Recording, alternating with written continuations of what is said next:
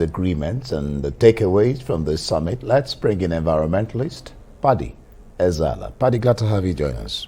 Thank you very much. Let me start it from where my colleague Ngozi ended that story she just read a while ago. There's been a tempering of language in the final agreement of coal and fossil fuels.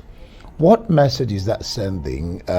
India, by the way, the second largest user of coal, is not part of the international alliance phasing out coal.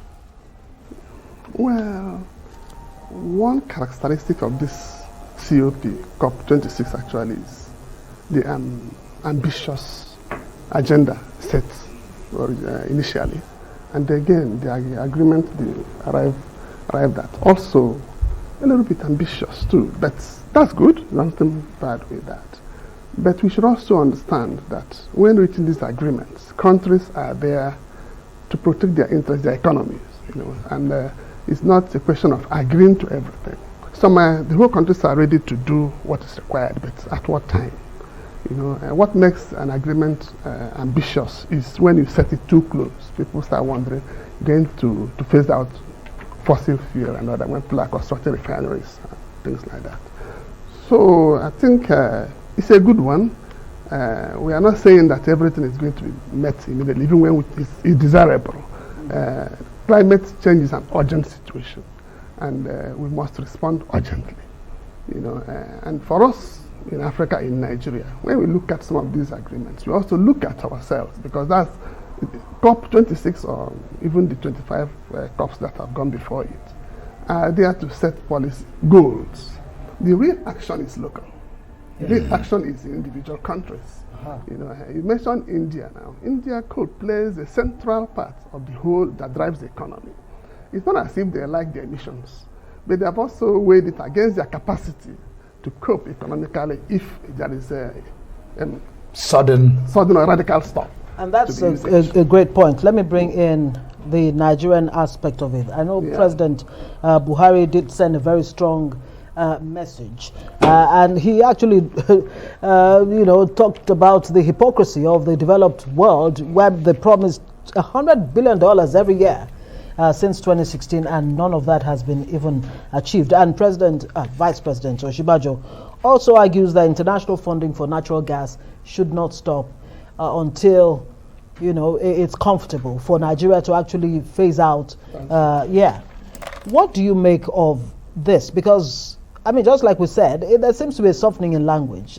The urgency, is it lacking as far as the... Take Nigeria, for example. If there is a sudden stoppage of fossil fuel, you know what it's going to mean for our economy. We've been talking of diversification for close to 45 years.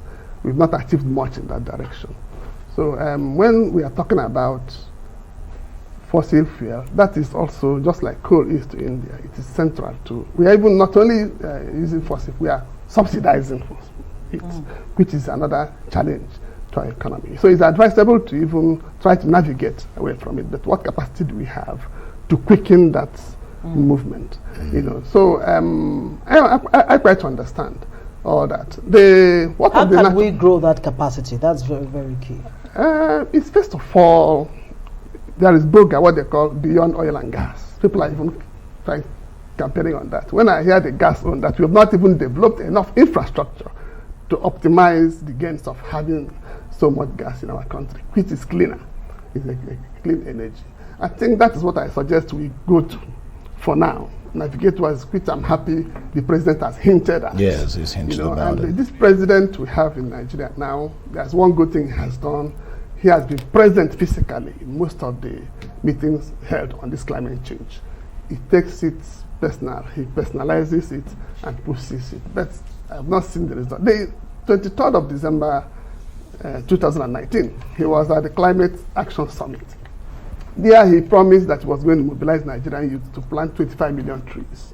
I keep repeating that whenever I must say. So how many trees have been planted since then? It's part of what is required of us. It may not be indicated in the nationally determined contribution. And this cuts across all nations of the world.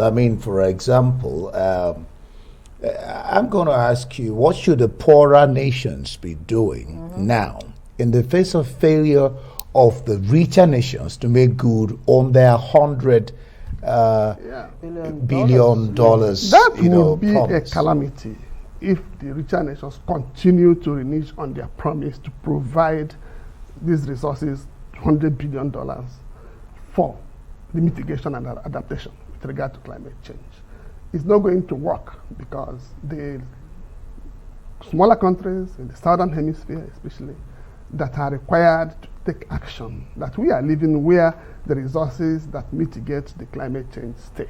When we don't have the resources to cope, it means we continue witnessing more tree felling, more erosions, more flooding, rising heat level, temperature levels, and things like that. So it is, I've used the word, it's calamitous. And we pray they don't continue to renege. To fault on that. All right, we'll leave it there. Thank you very much. Paddy Ezeala, environmentalist, joining us tonight on News Night. Do stay with us, there's more to come.